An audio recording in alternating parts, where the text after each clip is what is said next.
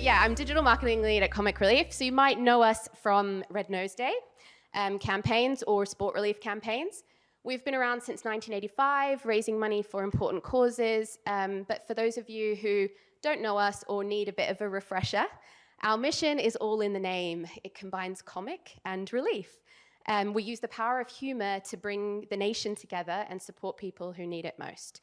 So we raise money for some really important, incredible causes, projects and organizations who are making a difference in the UK and around the world, from tackling issues around poverty, including homelessness and mental health issues, to addressing injustice. So, as a digital marketing lead at Comic Relief, my role kind of straddles the world of, and I'm sure many people in this room are the same, straddles the world of both marketing and fundraising. So I'm here today to talk to you about a fundraising and engagement opportunity that we kind of noticed during Red Nose Day a few years back, plus the challenges we were presented. As always, there's always challenges you have to come across, and how engaging networks became the solution to help us with those challenges. So here's us starting from scratch.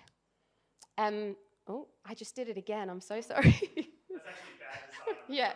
Yeah, bad design. Usability, please. So firstly, let me outline the opportunity and the challenge for you. So the opportunity was, is, we want to capitalize on the Red Nose Day halo effect.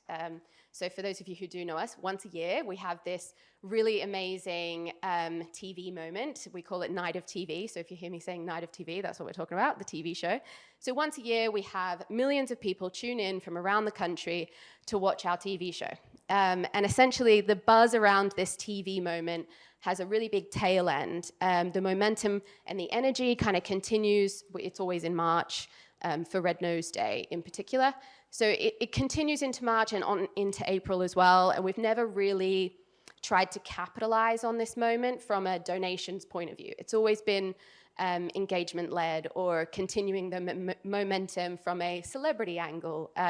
So basically, we wanted to capitalize on this from a donation point of view and pairing that with an opportunity to grow all year round income. So in 2021, a couple of years back, we noticed an organic trend both during, on, and just directly after Red Nose Day, where a lot of supporters were signing up organically for regular giving. So there's very little prompting from our side about regular giving. That's changing, but at this point, it literally is just available to toggle to on the donation platform. So we're seeing this moment where all of these users are trying to sign up for regular giving or actually signing up for regular giving with little to no prompting from us. So clearly, there's an opportunity here for us to capitalize on that all year round, long-term kind of income. So we have a lot of challenges involved in this though. The first challenge, and I'm gonna hear you all gasp in a moment, we don't actually have a CRM. We have a very transactional view of data. I feel like I got one gasp there, so thanks, guys. So we really have a transactional view of our data. There's no real central supporter view or understanding of supporters' lifetime value to us, or their activity with us, really. So we've always had this really amazing Red Nose Day moment, and our whole resource and effort, Red Nose Day or Sport Relief, I keep forgetting Sport Relief, all of our effort goes into that one big moment, and then again the next year for that one big moment. So we've never really continued that long-term relationship or the engagement with our audiences outside of those big key TV moments. So this shift to a more rounded view of who the supporter is, how they engage with us, when they engage with us, and how often has been a real challenge. So adding to this, number 4, we have a really successful email comms calendar, and we do actually rely quite heavily on email as a channel to interact and engage with our supporters. So we do have all this testing and learning that we've got from the past, from email, and we essentially wanted to apply those basic insights with all of this activity of that supporter. And long story short, the systems that we have in place at the moment are not really fit for that purpose. So the solution, enter engaging networks, specifically the engaging networks profiles. So it's a section, what would you call it? A section within Engaging Networks called profiles. They're really simple to build. We obviously had, it was more than just me working on this, but we obviously had support within the organization, but they allow us to apply like super basic segmentation, which we really haven't been able to do before. And the most important thing, we were able to effectively communicate with our supporters based on their activity with us. So yeah, basically, Engaging Networks became this solution for this post-Red Nose Day program.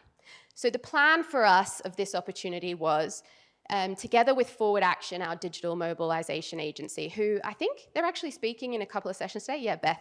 Beth is speaking, so if you're here for Beth's session later, massive shout out to Beth. Love Beth. Didn't work on this campaign with us, unfortunately, but have worked with Beth in the past. So together with Forward Action, we've basically created this, what we're calling the post-Red Nose Day engagement journey. The journey is separated into 3 parts. So essentially, this is the plan. Number 1, the series of emails. So essentially, we've got 4 emails in total, ranging from one-off engagement to celebrity-fronted, kind of mirroring our appeal films from the night of TV, to different regular giving prompts throughout this program. Secondly, we've got segmentation. So using Engaging Networks profiles, which I just touched on before, we've previously had this very transactional view of the data. So bringing in that more whole customer view and relationship-based model, we essentially combined, this is going to be super basic for a lot of you, but essentially we combined recency, i.e. had they engaged with us in the most recent campaign or how long ago since they engaged with us, pairing that with frequency, how often had they donated to us in the past, and then layering value on top of that as well. So how much had they donated to us in the past and their lifetime value to us. So the result was 7 profiles within Engaging Networks. And then the third part of this plan was test and learn. So as I mentioned before, we obviously have quite a heavy email comms calendar already. And we had done a mini version of this conversion journey post Red Nose Day 22. Very, very different and focused predominantly on engagement. But we wanted to take those learnings, kind of build on it, expand it out, and drive performance even further. So some of the key things we were looking to do was increase, I mean, this is what everyone's looking to do, but increase average gift, increase the donate rate, and increase engagement rates throughout that program. Nearly pressed a different button then. So this is just a couple of examples of some of the emails that we produced during the campaign. So this is within Engaging Networks. Number 1 was engagement. So this is an April Fool's poll, basically changing our red nose to a different color, which obviously we'd never do. And then the middle one is donate ask. Again, I mentioned before, that celebrity fronted, mirroring the appeal films during our night of TV moment, and then just that direct donation ask from the celebrity. And then the last one is conditional content within Engaging Networks using those different profiles that I outlined for you before. So essentially offering different values to the different profiles depending on where they fit in. Oh, I pressed the wrong button. Gosh, I'm really good at this. And the results. So for one particular segment, we increased the average gift by 35%. So we were able to do this increase without impacting the donate rate. And in fact, we actually increased the average gift alongside the donate rate for this one particular segment, which is obviously amazing, very successful. Secondly, the next suggested gift function. So this is a functionality within Engaging Networks that you set up in the back end as a user. And you essentially, you put in how much you would like to uplift based on a donor's previous activity. So we did use this, and we tailored the prompts for the different segments based on their previous donations. And we saw a 16% increase across all of those segments when using the next suggested gift functionality. But I just want to caveat that these results actually are not statistically significant because there's so much testing going on within this program. And this was kind of a bonus function that we didn't really sign up for Engaging Networks, a great bonus function. But we essentially only tested this on a small portion of the audience. So watch this space because we'll continue testing that. And then lastly, so as I mentioned before, we have done a lot of activity like this in the past. a lot of engagement kind of polls and surveys. And our post-Red Nose Day survey in Red Nose Day 22, which was kind of similar to our post-Red Nose Day 23 survey, we actually had a 3.5 times more donations from this survey than the previous one. And there could be a whole host of reasons for that. One of them being, that we got the email out a little bit earlier, so maybe we were still relevant in people's minds. Another one, the celebrities and the sketches and the content on the night of TV might have resonated more with the audiences. But I think a big part of that, which I wanted to talk about, is essentially that seamless journey that we were able to build with Engaging Networks. So essentially from email to survey to donation platform, it's a seamless approach into all of those stages. So as a user, I wasn't feeling like I'm being thrown around to different areas. And then also that trackability behind it as well. So because it's all within that one platform, we're able to track that entire journey and then monitor that audience as they went through. And just full caveat, that survey, it's a survey first, and then it's a secondary donate prompt. So, even getting any donations from it is incredibly great anyway, but then an uplift of 3.5 times more donations was obviously truly successful, and we were really happy with it. So in the past, what we had done with these kind of survey engagement prompts, we'd done them in type form. So essentially, you're sending someone outside of email to Typeform platform. You've lost that tracking then as well. And then back then to your donation platform. And again, you're losing that tracking as well. So having it all throughout that one platform is obviously super seamless and created a really easy journey for us and our users. So overall, the pilot that we had done with Engaging Networks, extremely successful. Extremely successful, God, I sound... Yeah, extremely successful, guys. No, really successful. We tracked against all of our targets. Everything that we wanted to achieve, we got out of it. And for everything that we didn't track against, we've got lots of clear testings, learnings to take into the future with us as well. So what does that future look like for Comic Relief and Engaging Networks? Well, essentially, these three things. We've got segmentation now. So obviously, we'll continue to use that conditional content, build on those profiles, tailor all of those donation prompts for each of the different profiles until we figure out that sweet spot between donation rate and then average gift with all of those profiles. Testing and learning, so we'll continue to test that next suggested gift function, as I mentioned before, to get that optimal percentage prompt. And then year-round engagement and relationships. So regular giving program development is on our radar at the moment, as well as year-round engagement with those key audiences. So Engaging Networks is a big part of how, enabling us to do that and actually understand how our supporters are interacting with us and because of that. So I think I sped through that really quickly, but I just want to say thanks, Engaging Networks, for hosting me. Big shout out to Corin, who I have spotted, who's sitting in the back from Engaging Networks. He was absolutely incredible in getting us set up on the platform in such a short period of time as well. I think he dealt with me messaging him at midnight most nights and actually responded. So, big up you, Corin.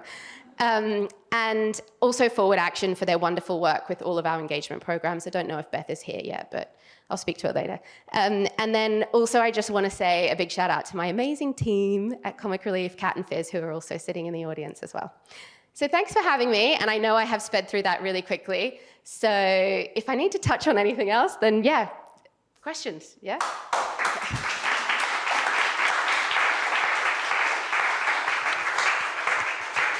Yeah, that was so great, fast. Cassandra. No. I actually set a timer for you, and you finished right on time. So Excellent. you're doing excellent. All right, so you're doing quite good well. to know. So thank Good you. to know. So first question I would have, and I mean this is kind of my big bugaboo anyway, because I'll ask it all the time, is culturally, how did Comic Relief make this happen? Because you all were coming off such a disparate internal structure, and where did the drive come from to move to an integrated approach? And not just on the Engaging Network side, but it seems just working with your team, there was definitely a shift in how you needed to move forward. And I'm just wondering, where did that initial drive come from, and then how was it sustained? Yeah, well, I think it's no secret that a lot of charity organizations have been through restructures in the past few years.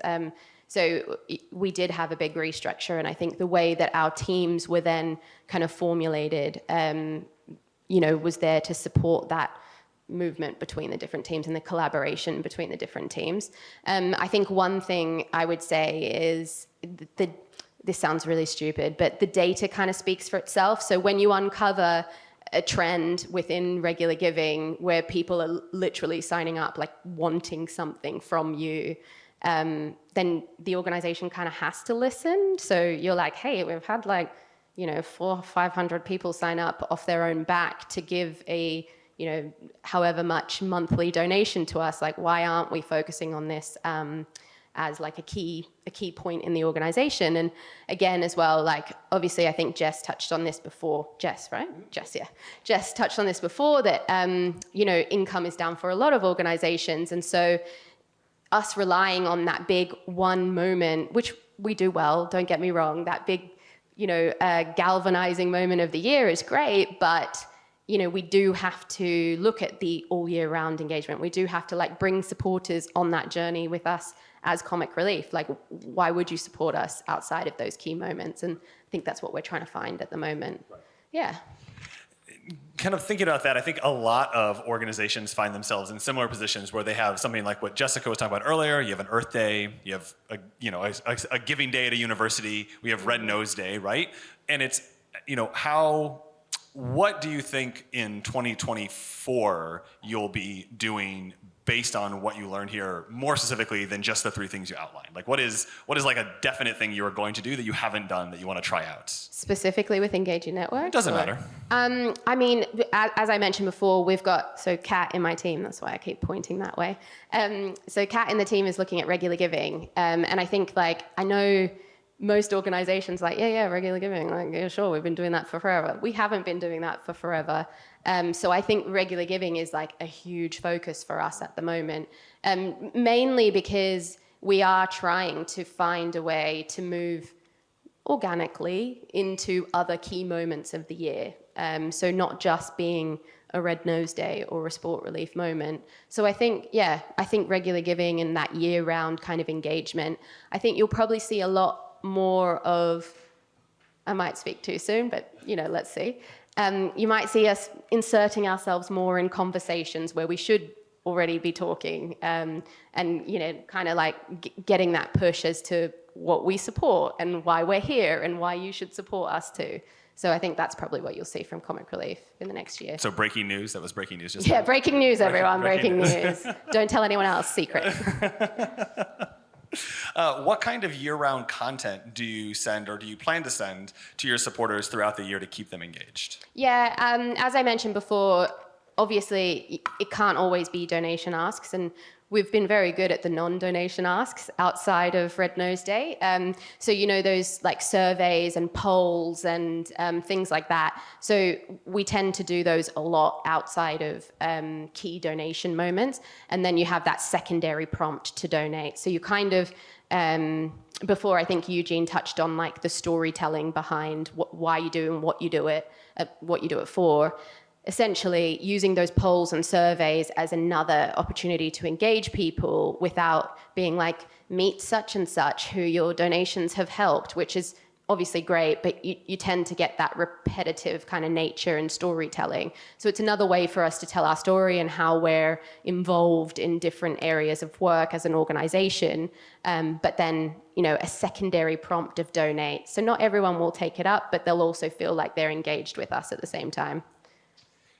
Are there internal concerns about cannibalization of fundraising throughout the year that you're prepared to say, hey, here's why that's not going to happen? Yeah, I think so. I think any organization, well, not any organization, but I think change is obviously scary for a lot of people anyway.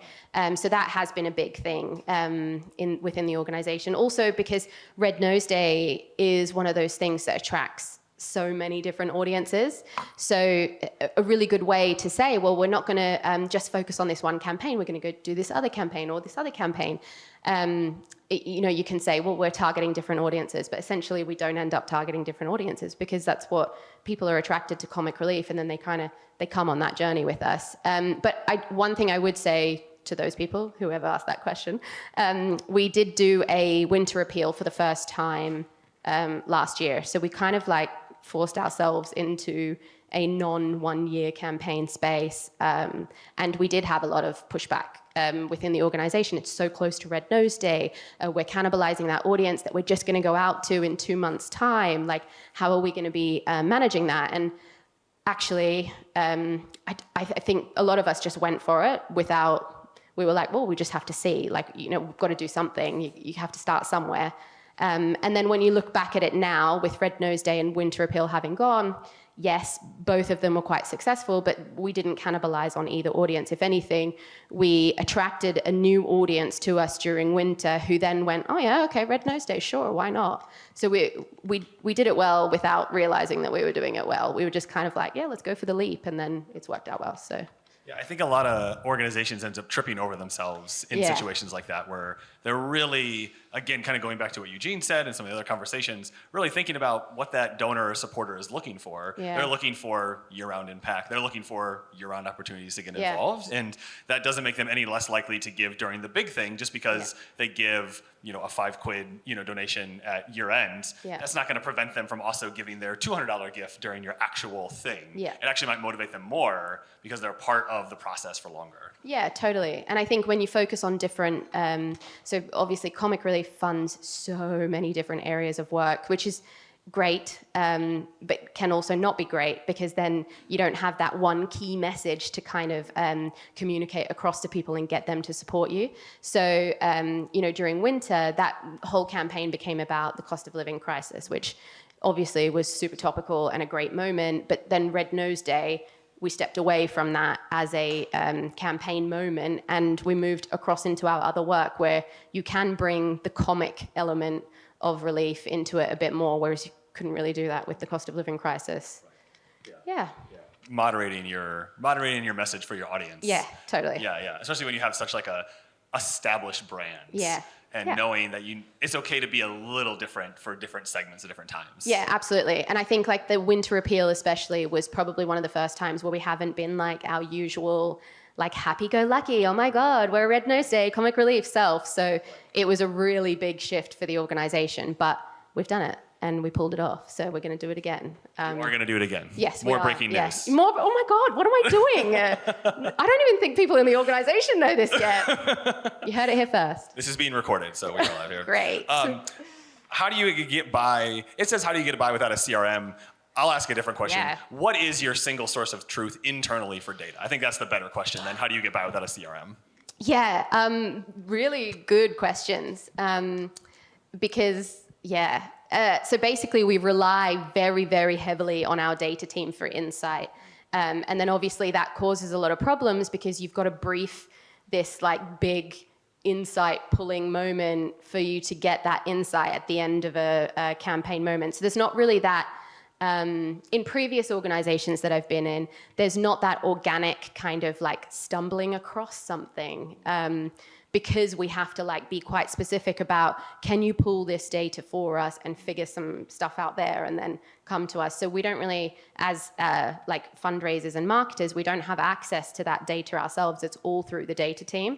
So I think the biggest struggle within that has kind of been just not having like the visibility of it, not having like the full ability to be like, okay, I'm just going to pop in here today and have a look at the, the regular giving profiles and figure out who these people are today, what I might say to them. I don't know. We don't have that opportunity, but we are looking towards that future. So yeah, again, watch this space, guys. I keep giving all the news away.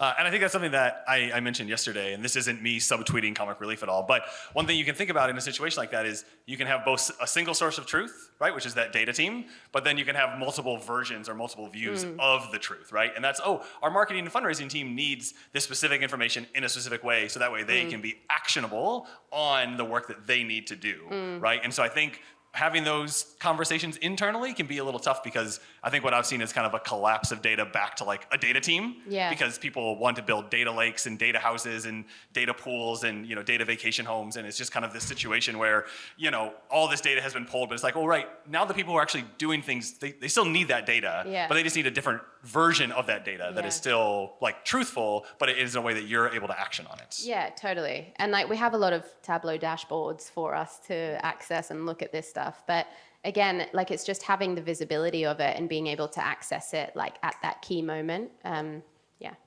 Lightning round questions as we wrap up here. You mentioned you set up Engaging Networks very quickly. Very. How quickly are we talking, and how many people did you have working on it? I don't know how quickly it was. So I think that we started setting it up in January or February, and we were up and running by like March, which for everyone, like that might not sound like a really quick period of time, but when you're working on Red Nose Day, and like your full capacity is meant to be on Red Nose Day, but then you're setting up an entirely new system at the same time, obviously with Corin. But yeah, so there was probably, so we had a bit of a project group internally. There was myself, Fizz, and then we had some key data leads in there as well, and then some of our tech leads, and then Corin, who basically did everything. And then we did little bits of it. But yeah, it was like in the space of, I think, 4 weeks. And I just remember Corin panicking so much and just being like, so it's now like week 2. And I know that you said that emails are going to go live like on this week. And just like, we haven't really done any testing yet. And I'm like, yeah, we're not ready for that. No. So yeah, it was very rapid. And I feel like we became best friends in that time because we just spent so much time talking to each other. Like, I know the days that he's off because he does childcare. Like, that's literally how well we know each other.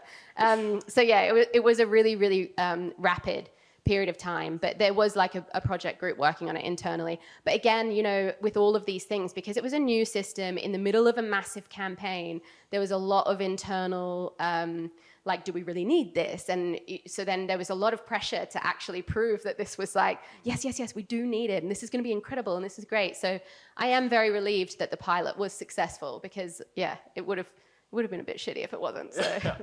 Yeah, I think we were having lots of internal talks, I think, with Corin and with the team, making sure that, you know, we're like, hey, like, you know, like you just said, they should test this week, like if they're not there. Yeah. So, but very successful. So last one, 10-second answer. What was the most valuable thing you learned from post Red Nose Day journey?